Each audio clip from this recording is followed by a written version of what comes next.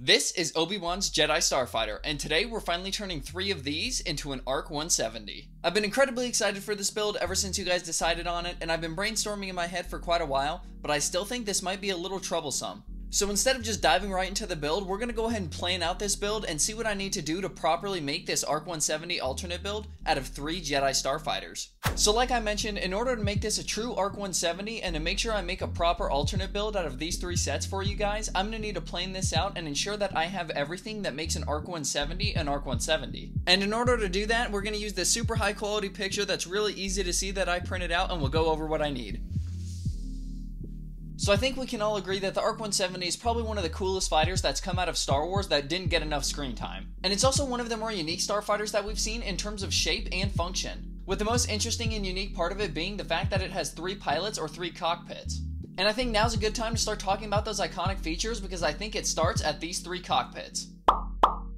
And then just next to the 3 cockpits, we have the 2 massive engines along with the 3 wings on either side. And I think the 6 wings are very important, so I'm going to try and retain that rather than going down to 4 or anything, or else it would just be a 3-seated X-Wing. Now I'm not sure how big our engines are going to get with this alternate build because these are the engines from the original set, not exactly large pieces. So I think to make up for the loss of one large engine intake, we're going to go for a double stack design in the front that leads into a single stack towards the rear. So I think in terms of iconic features, we've touched on the most important on what I need to retain in my alternate build, with the 3 cockpits up at the top, the 2 engines on either side, along with the 3 wings on either side. And then on top of those few iconic features, I am going to try and retain an Astromech Port. I have 3 R4s now, so I have no reason to not try and put in an Astromech Port, as well as we're going to try and work in some rear gunner seat. No matter what, we're going to have the cockpit and the windscreen back there, but I'm not too sure if we're going to have a proper blaster that's functional back there, but I am going to try and work it in. So after all that, I think we have some pretty good guidelines to follow and a few things that I absolutely must retain into the alternate build.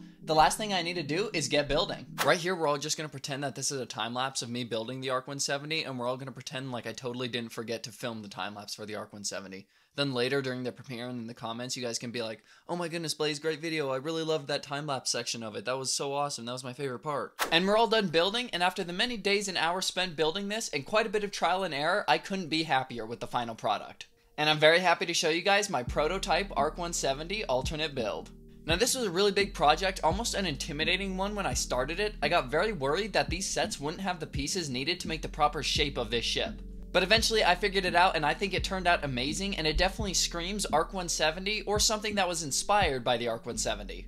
Let's quickly discuss a little bit of lore behind this build, and then we'll dive in more traditionally with the ship, starting with those iconic features we mentioned in the beginning. So diving into the lore of this really quickly, to me this screams something that looks very closely related to the ARC-170, maybe a prototype or a predecessor of the final version that we're all familiar with. You can already see many similarities in my prototype version compared to the final ARC-170 we all know and love, mainly with the 3 crew members and the 3 cockpits, that rear gunner seat, and the engines down the side along with the 6 wings. However, you can see there are still some spots on the ship that aren't quite as close to the final product as they should be, such as the engines here. Right now in the design process for the ARC-170, the engineers are trying to figure out what would be the best engine intake, and right now they're working with a double stack design. And despite the current crew being made up of 3 Jedi, this is not a Jedi ARC-170. I'm only using these 3 Obi-Wan figures because they're the figures that these sets came with to make this alternate build. However, it is not a Jedi ARC-170. In my opinion, cramming 3 Jedi into one single starfighter would ultimately limit their effectiveness and what they could do in combat. I feel like 3 Jedi would be more effective in combat each in their own independent craft rather than all being inside the same ship. So despite there being 3 Jedi in there, it's not a Jedi ARC-170, they're simply there to show that the cockpits exist and can fit minifigures. But besides that, that pretty much covers the tiny bit of lore that I crammed into this little ARC-170 prototype. I wanted to make it clear that it's not a Jedi ARC-170, and I wanted to add a little bit of story as to why there's a double stacked engine rather than a single stack and how it will evolve into the ARC-170 we all know and love. And that's pretty much it for the little bit of lore that I worked into this ship. I wanted to make it clear that it's not a Jedi ARC-170 and wanted to add a little bit of story as to how these double stacked engines will evolve into the single stack and how this is a prototype. Now I think it's time we dive into those iconic features we discussed earlier, and let's figure out what makes this ARC-170 alternate build an ARC-170. And to quickly recap those guidelines, we said that we needed to have these 3 cockpit seats along with the Astromech Port, and then we were going to try and retain the gun on the rear gunner seat as well. And of course we have the 3 wings on either side with the engines in between the wings and the main ship. And then as well, I'd like to retroactively add one more iconic feature that we didn't touch on in the beginning. I think this massive nose on the front of the ARC-170 is an absolute must-have. During some earlier drafts of when I was trying to make this alternate build, I had a much smaller, flatter nose, closer to what a Z95 or an X-Wing had, and it completely killed the ARC-170 look. So even though it's after the fact and the ship is already built, we're going to retroactively add that this massive nose be part of the build no matter what. And with that final addition, I think it's time that we dive into this alternate build, starting up front with that massive nose.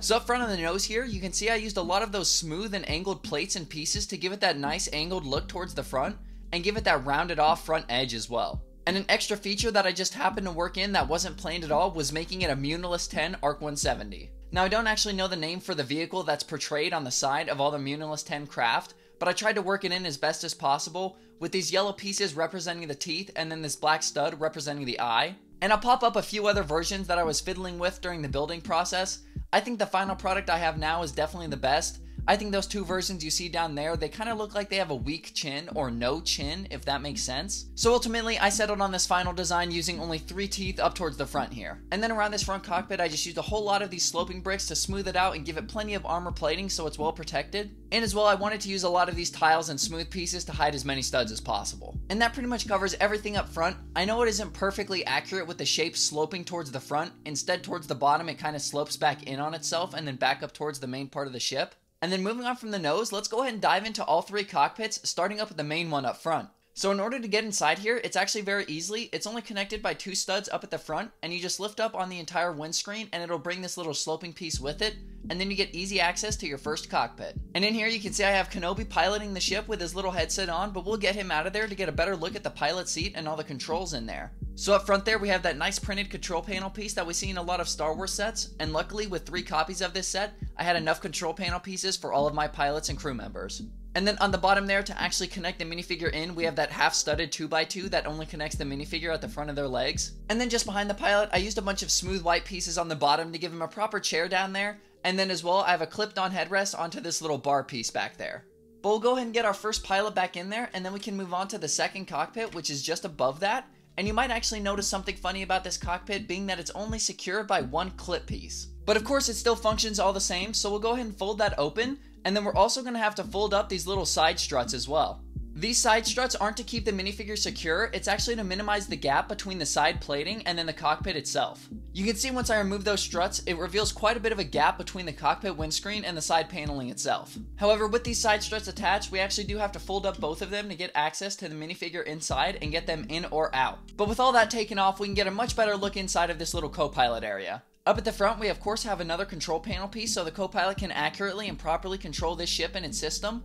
And then as well, we have a very similar chair build to what was seen up front with the main pilot, as well as a headrest up top. And then some of you guys have probably spotted it back there. I did use 2 of those Kaminoan leg pieces as some extra structural building behind this chair to fill out that empty space. I'm not sure if anyone will be unhappy about that or consider that illegal in any way, but these things may as well be bricks. They're so big and structurally sound, and I needed to fill up this space and they worked perfectly. So I went ahead and slipped them behind this co-pilot chair, and I think it adds in a little bit of detail with that little bit of blue in there, almost looking like a small bit of padding on the inside. But other than that, this co-pilot area is pretty bare. I would have liked to throw some joysticks in there, but this is an alternate build and the set just didn't have the pieces, so we're just going to roll with a printed piece up front. Now that we've gotten our pilot back in there, let's go ahead and fold down these side struts and the windscreen, and then we can move on to the final seating area for the third and final crew member / co-pilot. And on this windscreen, you'll notice that I actually have it secured by 2 clips, and that's the reason that this cockpit up here only had 1 clip. 1 copy of Kenobi's Starfighter comes with 1 clip piece, and since I had 3 copies, I only had 3 clip pieces.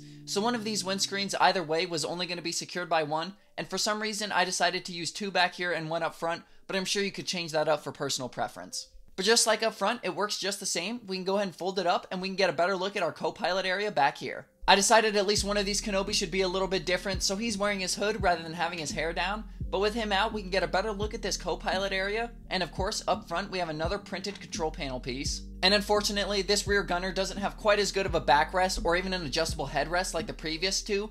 But he is the only pilot that's sitting with good posture, so at least he won't have back problems in the future. But his backrest and headrest is made up of almost the exact same pieces, with that little raised bar piece and then another one of those smooth tiles hanging off of a bracket there.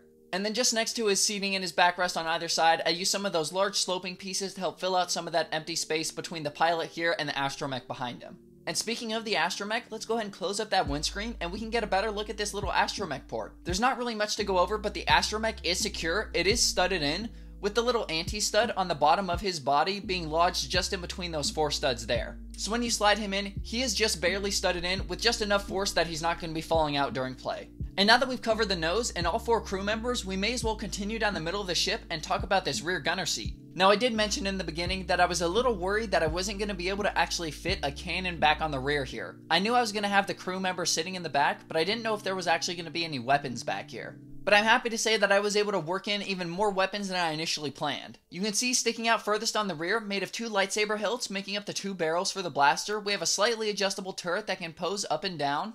And in universe, of course, I would like to imagine that it can go side to side, but for the sake of the alternate build and the restrictions that the pieces apply to us, it can only go up and down. And then on either side, I actually decided to make use of stud shooters. I know most people aren't a fan of them, but I try and work in a little bit of LEGO playability into my alternate builds where I can, and I think these stud shooters provide that very easily. And I don't think they look too bad. They look like some pretty solid rear cannons to cover the rear of the ship whenever it's in combat. But then that pretty much covers it for this rear gunner seat. I tried to smooth it out as best as I could using this one large piece on top. And then on the bottom side, to lead into the bottom side of the ship, I had to get a little bit more creative with how I made the pieces face upside down. Peeling one of these pieces off, you can see I used some of these Technic bar connectors to face my studs upside down, and then use these large smooth angled bricks to help slope up from the bottom side of the ship. And then using some more sloping bricks further underneath that, we move into the large wide base that the ARC-170 has using some of these plates here. And interestingly enough, those plates actually do sit level with the front nose of the ship, so no additional landing gear or other pieces are needed. It sits completely flat always. And then just above these plates on the bottom, I have 2 equipment holders on either side so you can store any sort of equipment that you want your pilots to travel with. And then towards the front on the bottom side, in order to transition from the large wide base at the rear, we had to get creative facing studs upside down, and then using another one of these large sloping bricks to smooth it out from the large wide base into the main fuselage of the ship here. It's a very simple build using 2 of these modified bricks, one facing downwards as you can see, and then one facing upwards to actually attach the entire assembly to the main ship. But then coming out from the undercarriage of the ship, we can finally go over the final 2 iconic features of this ship, being the 3 wings on either side and the 2 engines in between. We won't spend too long on them because you guys kind of already saw them earlier, but you can see we have a little double stacked engine intake as opposed to the single engine intake that we're used to. And then I slapped these jumper plates on the inside of the engine intakes at 45-degree angles to cut them into 2 halves, very similar to the final version of the ARC-170. And then as we move further down the engines, it moves into a single stack design using some of these large sloping bricks to help slope it down. And then we get onto the skinny rear end, which looks very similar to the final version of the ARC-170, with pretty much the main difference being that my engine plume is yellow rather than pink that we see in universe. Here's the entire engine assembly removed, and here you guys can get a better look at how it transitions from this double stack design into a single stack towards the rear. And you can see the connections for the engines are actually offset in the middle of these studs, and you'll see on the main ship it is actually attached by jumpers on the 2 ends. And also with the engines removed, you guys can get a better look at the tile detailing that I worked into the side of the ARC-170. After I designed this cool little stripe going down the side, I was quickly saddened when I realized that you wouldn't ever be able to see it because the engines are always going to be in the way. But I wanted to find a way to show it off somehow, so here it is. And on the underside of the engines, I did try and fill in some of this empty space using an R4 leg on one of these pinholes, and then just behind R4's leg, we have a bracket hanging down with a grill piece on it. So on top of the 2 massive intakes up here, we have an extra little grill vented intake down here too. But then moving on from the engines, we come out to the farthest sides of the ship with the 3 wings on either side that actually do fold out completely. So here you can see I have all the wings extended out in their fighter formation ready to dive into combat, and I'm very happy I was able to work this feature in because the original alternate build actually didn't have that feature. I was originally using some of these Technic axle connectors to permanently affix the wings in their fighter formation, but ultimately I decided this wouldn't be a good alternate build if you guys wouldn't actually be able to fold out the wings like the true ARC-170, so I completely redid it and made it to where we can fold them out at our leisure. But going over them more specifically, the top wing being the most exposed and being the most seen, I tried to use the best assortment of pieces and colors, using mostly dark red on the edges with 2 large 2x6 tiles right in the middle there. And then folding those up, we can get a better look at the middle wing, and this is one that's actually static in place. This one is using mostly white pieces with just a little bit of red towards the engines here. And then moving just underneath that, we get onto the 3rd and final wing on the underside. And this is where I decided to make use of some of these large black angled pieces, but I did try and add in a little bit of color with this smooth circular tile down here meant to represent a Republic insignia. And then at the top, I use some of these smooth pieces to create this nice little curved line that goes from the front to the back of the wing. And then coming back up from the bottom and towards the edge of the wings, we get onto the main cannons of the ship. And while these cannon builds do look pretty simple, I think it covers the overall shape of the ARC-170's cannons pretty well. And this set definitely doesn't come with a nice variety of pieces to create super long heavy cannons like the ARC-170 has. So I think I settled on this design as my best final version. I tried to make them look as pretty as possible using these tiles to cover up the connection between the two Technic bricks there, with some more dark red and some white on the bottom there. And the only annoying part being that they're only attached by one Technic pin, so they are posable, but in universe of course they're perfectly static facing forward. But with that pretty much covers the entire ARC-170 alternate build. And I'm very happy I could finally show this to you guys. I've been super excited to finally get this video up and get this build completed. And despite the ARC-170 being done, there's still a ton of leftover pieces, so maybe in the future we can try and dive into some sort of side build using these extra pieces. But today I wanted to focus only on the ARC-170, no side builds or anything else. I know you guys have been excited for it, especially since you guys decided on this one. I know it seems like I say it almost every week at this point, but I truly think this might be some of my best work in terms of alternate builds and making the most out of my pieces and the sets I was given. But I suppose you guys will be the judge of that, so you can go ahead and let me know how I did in the comments down below. And if you'd like to support the channel and the videos along with it, you can do so by dropping a like on this video, or whenever you're shopping for LEGO online, you can use my affiliate links in the description down below. Other than that, I'll see you guys next time. Peace, fellas.